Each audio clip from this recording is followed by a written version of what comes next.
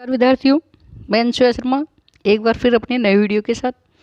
आज हम जो 12वीं क्लास का दूसरा चैप्टर था शक्ति, सत्ता और वेदता, उसका जो अंतिम भाग है वेदता, उसका अध्ययन करेंगे। तो वेदता शब्द है वो अंग्रेजी भाषा की लेजिटिम शब्द से बना है, जिसका शाब्दिक अर्थ होता है वैधानिकता। और वैसे यदि हम वेदता का अर्थ जाने तो हम कहते हैं जन सहमति। तो वेदता एक तरह से जनता की सरकार के प्रति सहमति है। वेदता लोगों की सहमति का आधार होता है। सरकार के प्रति जनता की जो सहमति है वो क्या है? वेदता है। जैसे मान लो आज जो सरकार बनी है, क्या वो सरकार जनता की भलाई के लिए कार्य कर रही है? क्या जनता उस सरकार को स्वीकार कर रही है? वही वेदता है। यदि जनता स्वीकार कर रही है तो वो एक वेद सरकार है। यदि जनता स्वीकार नहीं करी तो उस सरकार को शासन संचालन करने का कोई हक नहीं है। वेदता को हम जनमत, जैसे वोट देके या जनता का मत जानकर, और संचार के साधन और मतदान मतलब वोट आदि के द्वारा जनता अपनी वेदता को प्रकट करती है कि सरकार में उसका विश्वास है या नहीं है। अब वेदता की परिभाषा देखते थे हम कि लिप्सेट ने वेदता के बारे में क्या कहा।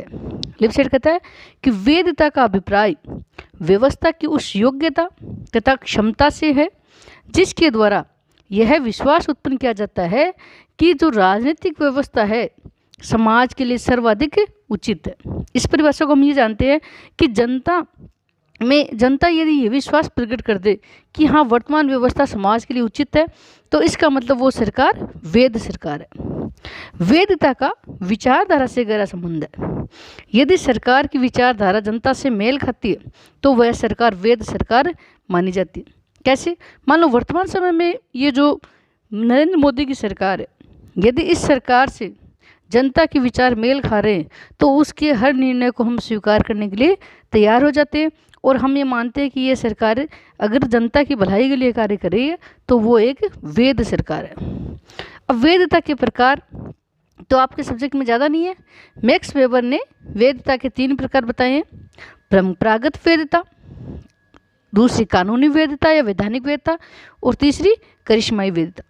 तो ये आपके सिलेबस में वेदता के बारे में इतनी जानकारी थी।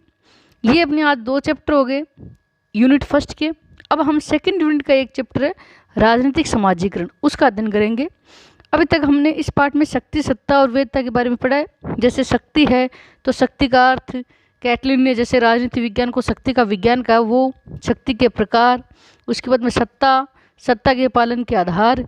ये जो इम्पोर्टेंट चैप्टर है इनको आप दोहराते जाइए और वेदता के बारे में आज पढ़ लीजिए। अगले चैप्टर में राजनीति समाजीकरण के साथ एक बार फिर नए वीडियो के साथ। धन्यवाद।